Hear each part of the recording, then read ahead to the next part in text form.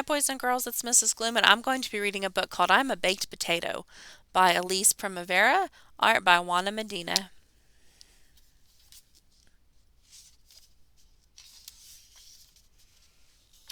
There was a lady who loved baked potatoes. She ate one every day.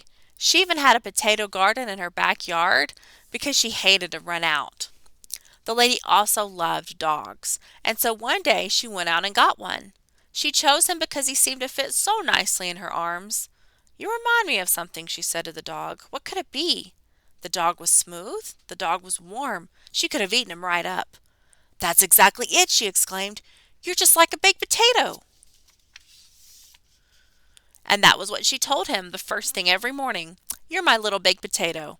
Throughout the day she called for him, "Here, baked potato," or commanded, "Roll over, baked potato," and so on. The lady was an excellent pet owner. She and the dog ate all their meals together by the fire.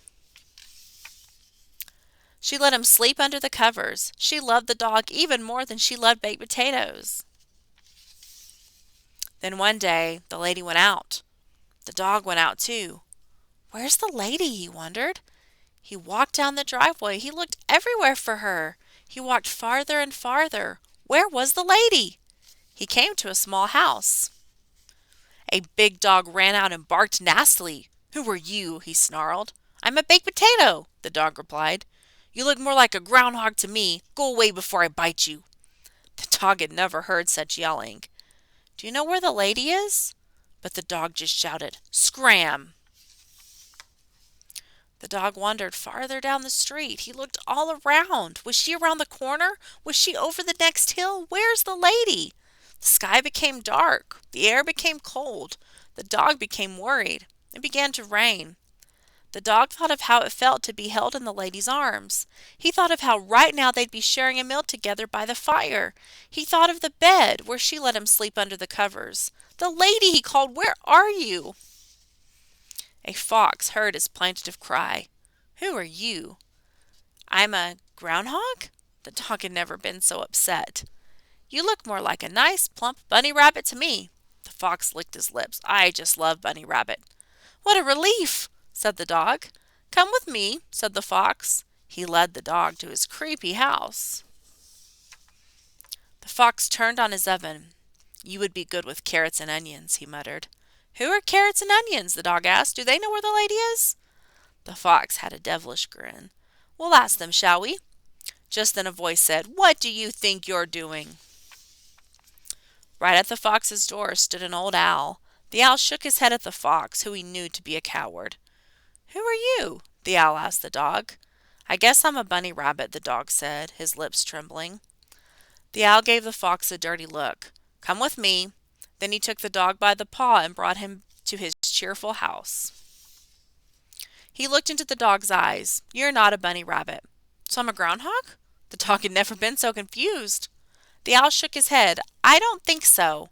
"I knew it," the dog said. "I'm a baked potato." "You're a dog," said the owl. Bing! The timer on the owl's oven sounded. "This is a baked potato." The dog sniffed it. It smelled like the lady. The dog was taken aback. "You seem to know a lot," he said. "Do you know where the lady is?" "I don't know that," the owl said. "But I do know that dogs are very good at finding things, especially with their noses." "Like the lady?" the dog asked hopefully. "Like the lady," the owl replied firmly. Outside, the dog took the owl's advice. He sniffed and smelled the lady. The smell wafted on the breeze. He followed it away from the cheerful house, past the creepy house and past the small house, then around the corner and down the street. Soon he could hear her calling, "Baked potato! Baked potato!" Sure enough, standing in the porch light was the lady. He jumped into her arms, and she showered him with kisses. "My little baked potato," she cooed, squeezing him tight.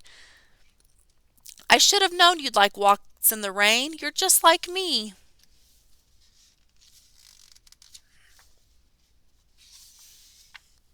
It was good to be back, but the dog would never be the same. He knew he was not a baked potato or a groundhog or a bunny rabbit. He knew exactly what he was. "I'm just like me."